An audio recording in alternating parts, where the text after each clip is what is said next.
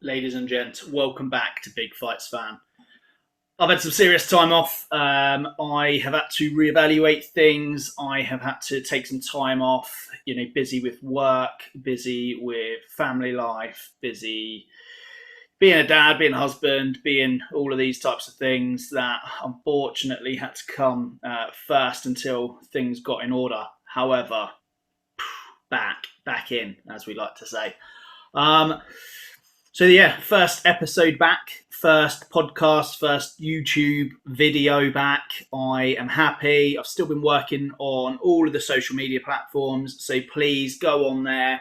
Facebook, Big Fights Fan.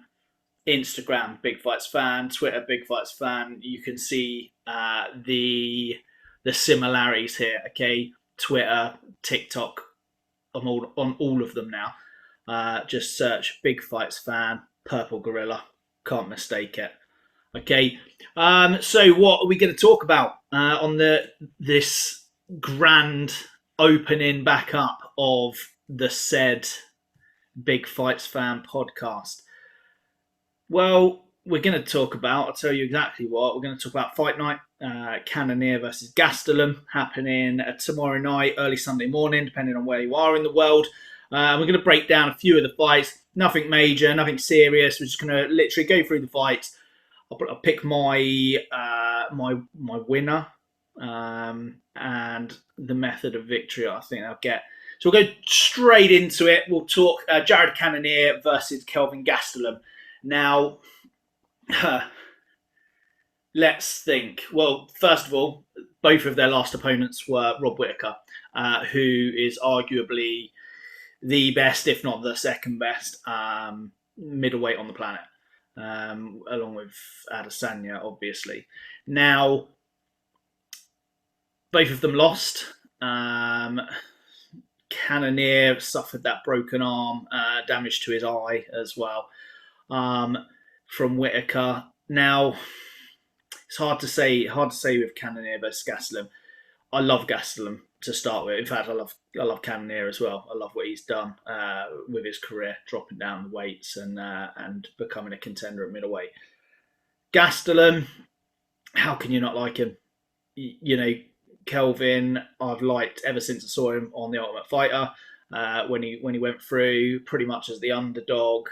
I still believe he's better at welterweight. However, how can we say that when he's fought for an interim title at middleweight and had wins over Vita Belfort, although it was overturned. Mike Bisping, he's fought Chris Weidman, he's fought Adesanya, he's fought Whittaker, he's fought Till, he's fought a who's who at middleweight, and he's always been able to hang in there.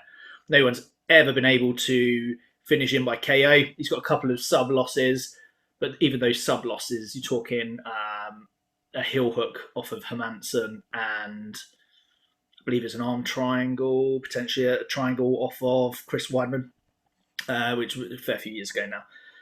However, he is 1-4 in his last 5. Although, to be fair, Adesanya, Till, Heinz, Hermansson, and Whittaker were those 5 fights. So, be under no illusions that he is a top contender. Cannonier, I think people genuinely thought he had a chance of storming through Whittaker and getting that title shot.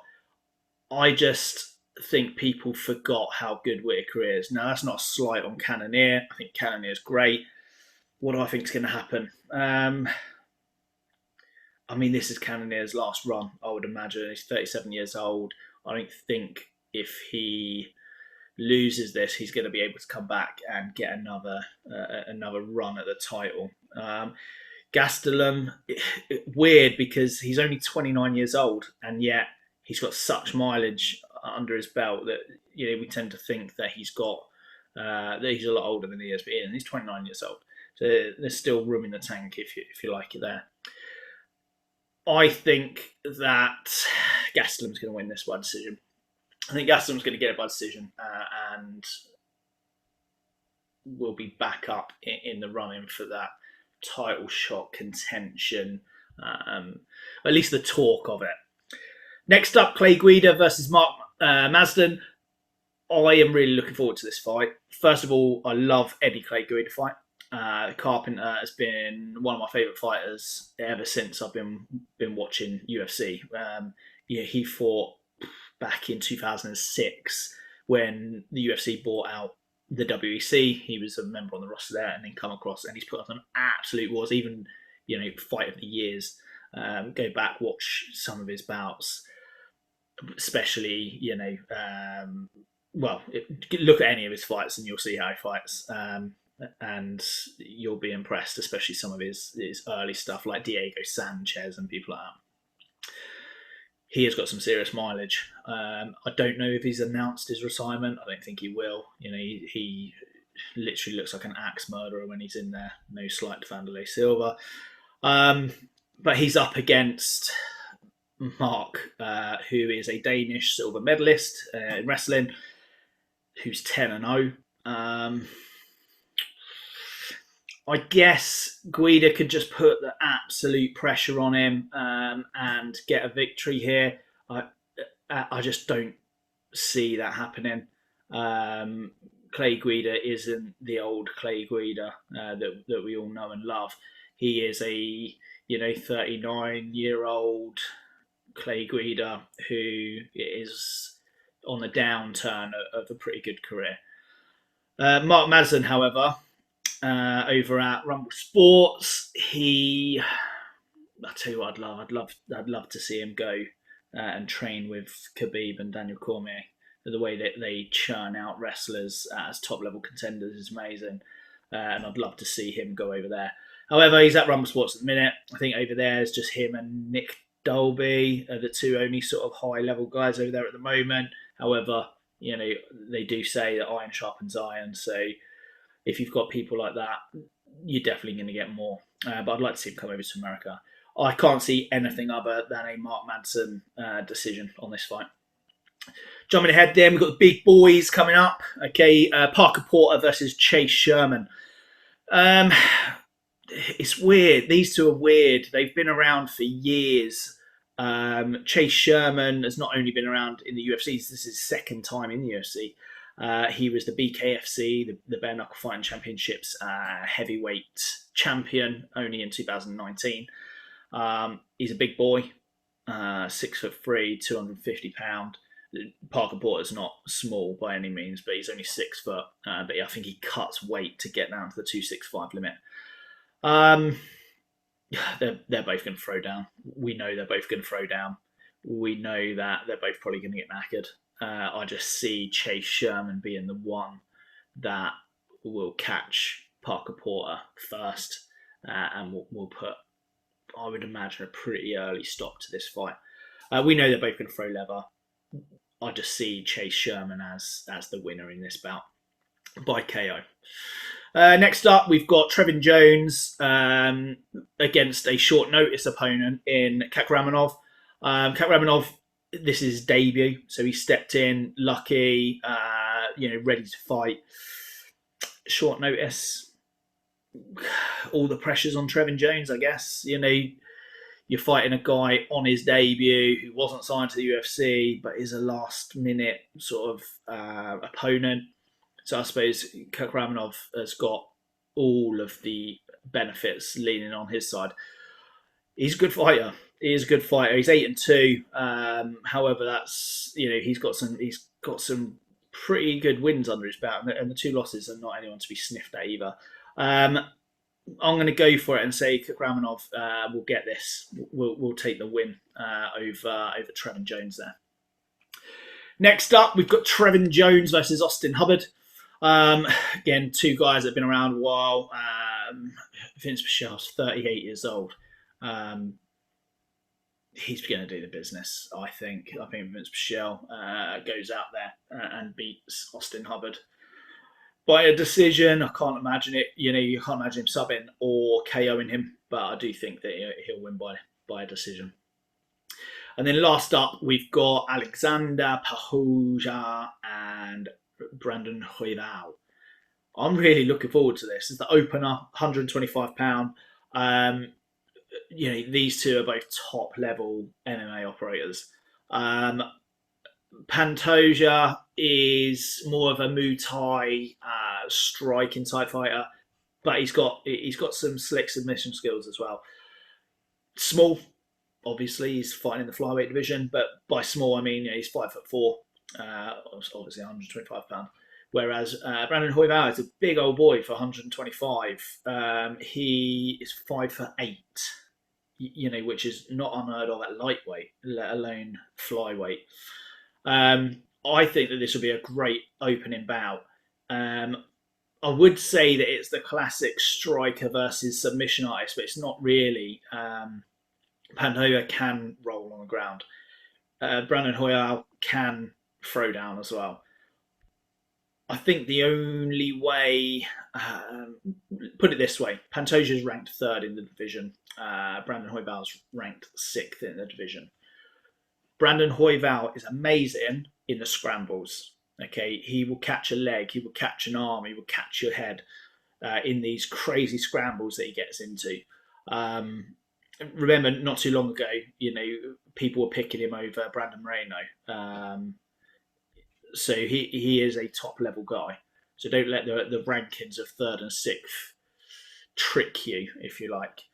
I just think if Brandon Hoival puts the pressure on Pantoja, doesn't let Pantoja do what he wants to do, which is stand off, use the range and dictate the pace of the fight, especially in the striking distances. If Brandon Hoival doesn't let him do that, I believe that Hoival will get the win. If the fight goes at Pantoja's pace, like I said, picking his shots, keeping at range, then it's going to be a long night for Brandon Hoival. It's one of those 50-50 fights. If he puts pressure on, if he gets those scrambles, Brandon Hoival will get a sub. If Pantoja can maintain that distance, if he can keep Hoival at bay, he loves that teep kick to the midsection and to the chest. He's got a good jab. If he can keep him away from him, then, like I said, Hoival's not going to get finished, man. It'll be a decision to Pantoja, but Hoival has got all of the tools he needs to be able to defeat Pantoja, I think. Quick episode, guys. There's nothing sort of fancy about it. I just wanted to get one under my belt, get it out there so that I could just be back in. I just wanted to be back broadcasting. I wanted stuff back on social media. I wanted to get the YouTube back up and started. Now everything has been reevaluated. I've not missed a beat. Okay, I have still been able to watch all of the UFC bouts. I've been tuning into one. I've been tuning into boxing. I've stayed up to date. BKFC, stayed up to date with Spartan Wars over here in the UK. All of the amateur boxing is starting again in the UK, which I'm mega happy about. I'm also looking at sponsoring a few amateur boxing bouts coming up as well for sort of Western counties and all the amateur level stuff.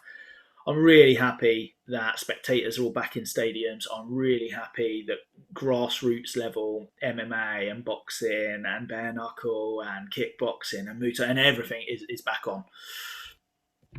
I just really, really am happy, and I just really want to get back into it. I really want to get back into broadcasting. I really want to get back into writing articles on the Facebook, on the Instagram, making videos for TikTok, making videos for YouTube. And that's what I'm going to do. Expect a couple of short fire episodes like this while I get my feet back under me. I've got some good guests planned as well. I've got a couple of legacy guests that I recorded prior to me taking a little break off. If the timing's right, I'll release those. If not, I'll try and get them back on. I'll try and get back on the show and redo the interviews a bit more current, a bit more up to date. Now that the majority of COVID and all of the difficulties that made have gone behind me as well. Ladies, gents, people, persons, they, them, all of you fans, thanks for supporting me during this time. Okay, the people that have been still going on social media and following and liking and chatting, thanks very much. Like I said, head on over to Facebook and the Instagram accounts, both at Big Fires Fan, and give us a like and a follow. Feel free to comment down there and to like and subscribe up here, I believe. If not, probably down there. I don't really know. I forgot. Cool. Ladies and gents, thanks very much.